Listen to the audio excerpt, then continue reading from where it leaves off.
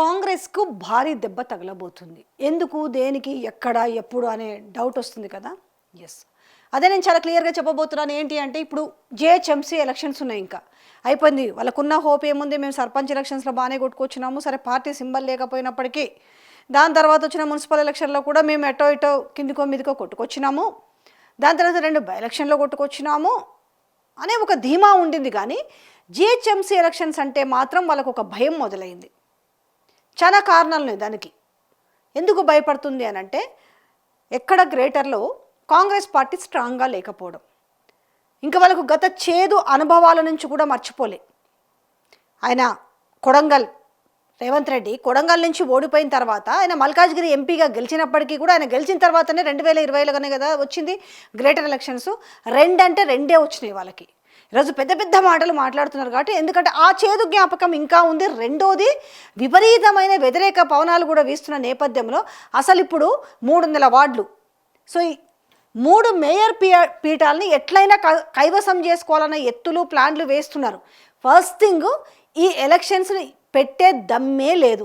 లేక ఏం చెప్తున్నారంటే, ఇప్పుడు ఈ 3 మేయర్ పీఠాలు, ఇప్పుడు 3 ఏవైతే ఉన్నాయో కార్పొరేషన్స్ జిహెచ్ఎంసీవి, వీటిని ఇప్పుడు టెక్నికల్ ఇష్యూస్ ఉన్నాయి కాబట్టి, సో ఈ టెక్నికల్ ఇష్యూస్ సాల్వ్ అయిన తర్వాత అప్పుడు మేము ఈ ఎలక్షన్స్కి వెళ్తామని చెప్తుంది జిహెచ్ఎంసీ.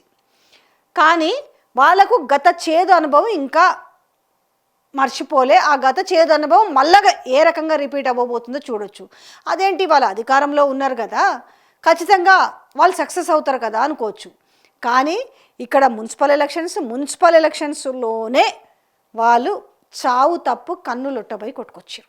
ఎంత తొండాట అంటారో, లేకపోతే అద్రగణం అంటారో, లేకపోతే అధికార బలము అంగబలము అన్నీ అడ్డు పెట్టుకొని ఎంత అరాచకం చేస్తే ఆ మాత్రం వచ్చినాయి అనేది తెలంగాణ ప్రజలందరికీ తెలిసిన విషయమే కదా.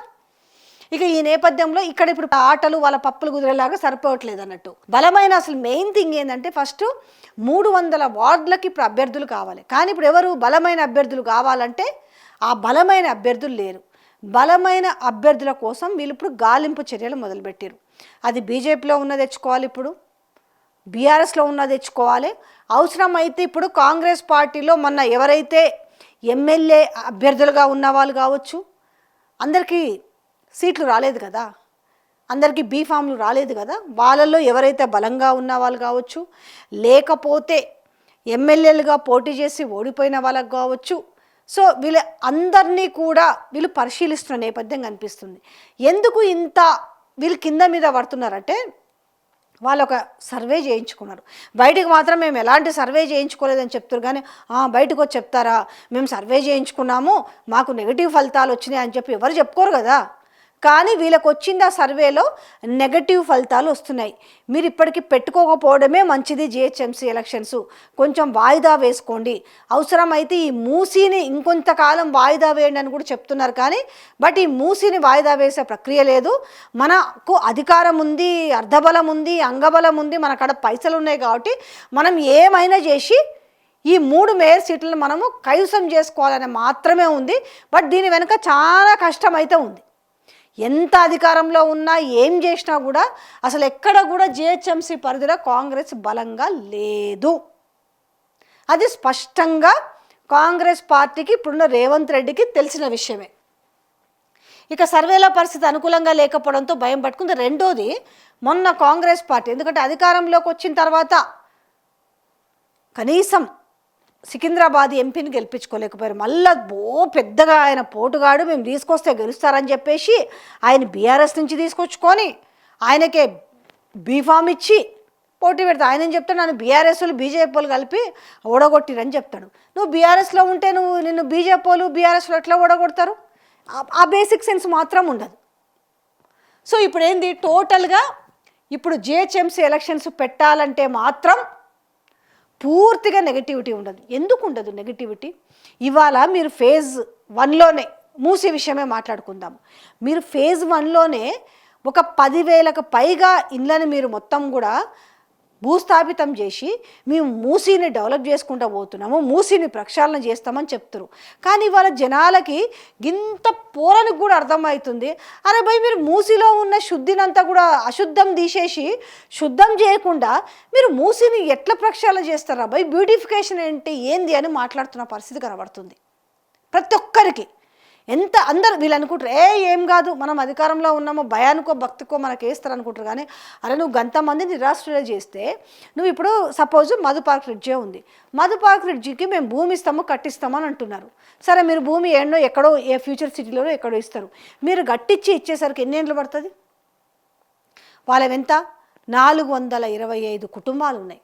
మీరు 425 కుటుంబాలను కట్టి వాళ్ళు గృహప్రవేశం చేసేసరికి వాళ్ళకున్న ఈఎంఐలు ఎవరు కడతారు? వాళ్ళ పరిస్థితి ఏంది?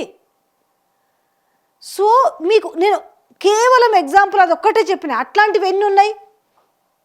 ఇప్పుడు మీకు ఈ మూసీ తీరం ముందు ఆ మూసీని అసలు శాస్త్రీయంగా ఏం చేయాలనేది పక్కన పెట్టి ఓన్లీ ఇప్పుడు జనాలకి మాత్రము అపోహలు క్రియేట్ చేస్తున్నారు. మీరు ఇదే నమ్మిస్తున్నారు, మీరు చెప్పిందే నిజమని నమ్మిస్తున్నారు.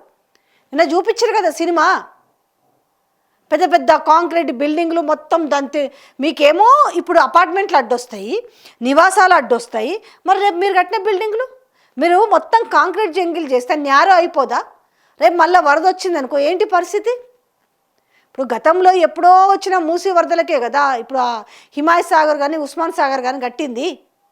ఇవన్నీ మర్చిపోయి మీరు ఒక్కసారిగా కాలకేల గుంపుల్లాగొచ్చి ప్రజల మీద పడతా అంటే మీకు రేపు అంటే మీరు ఈడంగా వాళ్ళకు నెత్తిన బండ వేస్తుంటే వాళ్ళ జీవితాల మీద వాళ్ళ పొట్ట కొడుతుంటే వాళ్ళ నోట్లో మట్టి కొడుతుంటే ఎట్లా ఓట్లేస్తుంది కాంగ్రెస్ పార్టీకి? అంటే ఈ బేసిక్ సెన్స్ అనేది ఇప్పుడు కాంగ్రెస్ పార్టీలో ఉన్న పెద్దలు మర్చిపోతున్నారా? ఇక రెండోది ఇంకా పెద్ద ఎదురు దెబ్బ అంటే కాంగ్రెస్ పార్టీలో ఉన్న సీనియర్లు బీఆర్ఎస్ పార్టీలో చేరబోతున్నారు. ఇన్ని మైనస్లు పెట్టుకున్న నేపథ్యంలో సర్వేలలో నెగటివిటీ రాకుంటే సర్వేల పరిస్థితి ఎట్లుంటుంది? ఇది నెగటివిటీ కూడా ఉంటుంది కదా. పోనీ మీకేమైనా పరిస్థితి బాగుంది అని అంటే మన సికింద్రాబాద్ ఎంపీ ఎందుకు గెలవలేదు?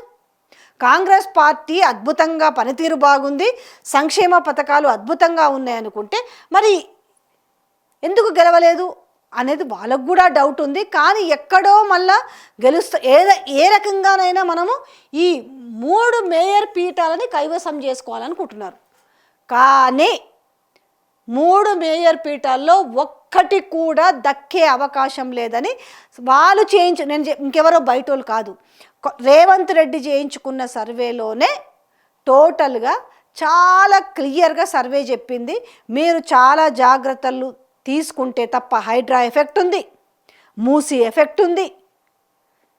ఈ నేపథ్యంలో అసలు మీరు ఏ రకంగా కూడా హోప్స్ పెట్టుకునే పరిస్థితి లేదని ఆ సర్వే స్పష్టం చేసింది.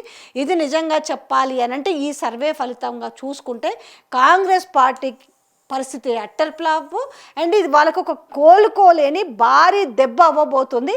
ఈ పరాభవ నామ సంవత్సరంలో భారీగా పరాభవం ఎదుర్కోబోతున్నారు అని చెప్పొచ్చు.